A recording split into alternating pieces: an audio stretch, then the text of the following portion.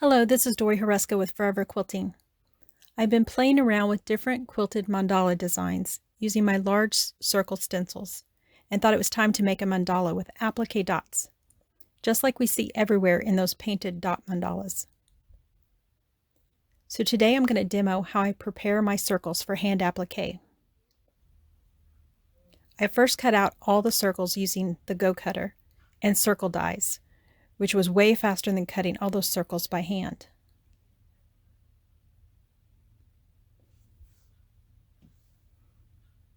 Using some new modern tools, I will be combining two traditional techniques to achieve the perfect circles. The first step is to thread baste the outer edge of the circle with a small running stitch, just like you would if you were making yo-yos.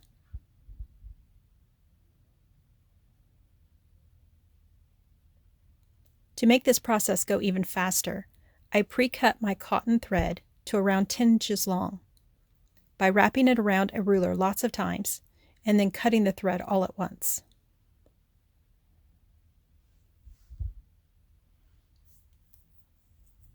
After each circle is basted, I will rethread the needle and tie a knot before starting the next one.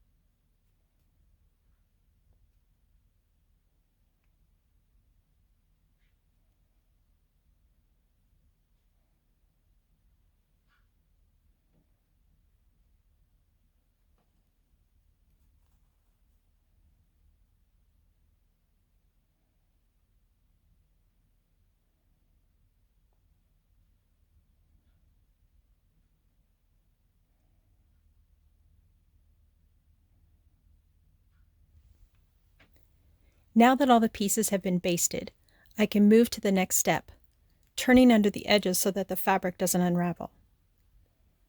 Typically, in hand-turned applique, you would turn under the edge as you hand-stitched, or turn under the edge and iron in place before pinning the piece to your block. I prefer to iron the edge first.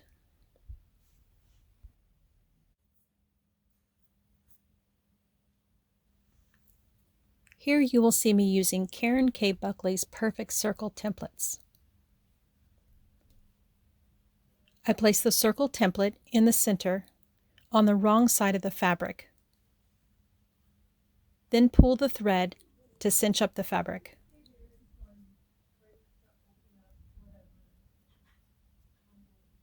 Be sure that the fabric is evenly distributed around the circle. Keeping a tight hold on the thread, lightly paint some starch around the edge, then press using a dry iron.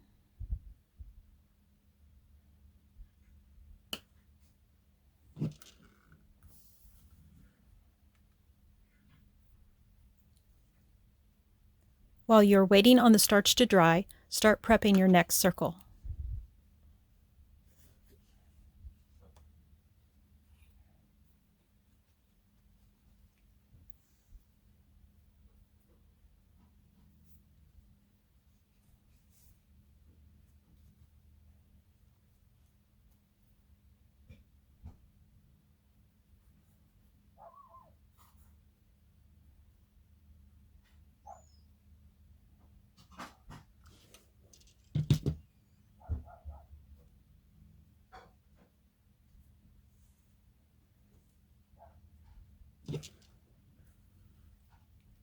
To remove the template, simply pull the fabric back and pull the template out. Tug on the thread again to cinch up the fabric. Then give it a quick press to reinforce the shape.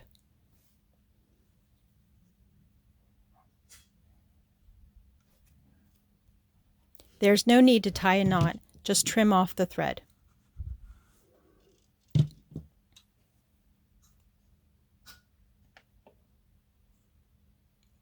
So as I said before, I'm painting starch around the edge. When dry, this will help hold the shape and creates that crisp edge that you want for hand applique. You could also use sizing if you prefer. The starch I'm using is just cheap stuff. Spray some into a small bowl and let it set until the white foam disappears. This is also the same method I would use to prepare any shape of applique, but I would create my templates from freezer paper and use a stylus to pull the fabric over the shape instead of thread basting.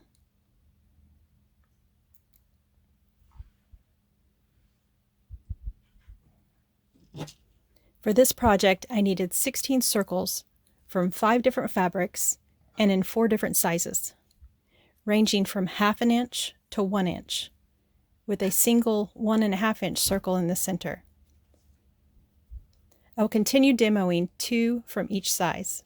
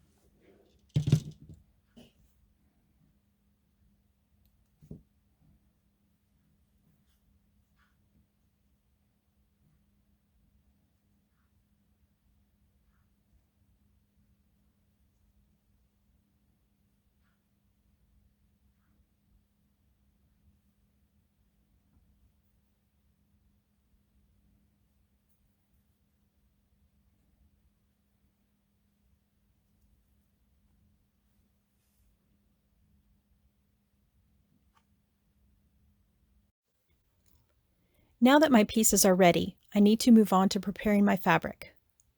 I have marked my background fabric with a 12-inch circle stencil and white pounce powder. This will act as a placement guide for my applique circles. Now, because this is iron-off pounce powder, I cannot iron on the applique, and using pins to hold my pieces in place is not very accurate. Instead, I will use Roxanne's glue base to hold the pieces in place. I love this pounce powder because even after hand stitching all those circles, The marks are still there. I can now use the marked lines as a guide for my quilting designs. You can find the powder and 6 different styles of large circle stencils on my website at forever-quilting.com. Thanks for watching. If you found this tutorial helpful and inspiring, please like it and subscribe to my YouTube channel so you don't miss the next video coming out soon. Bye for now.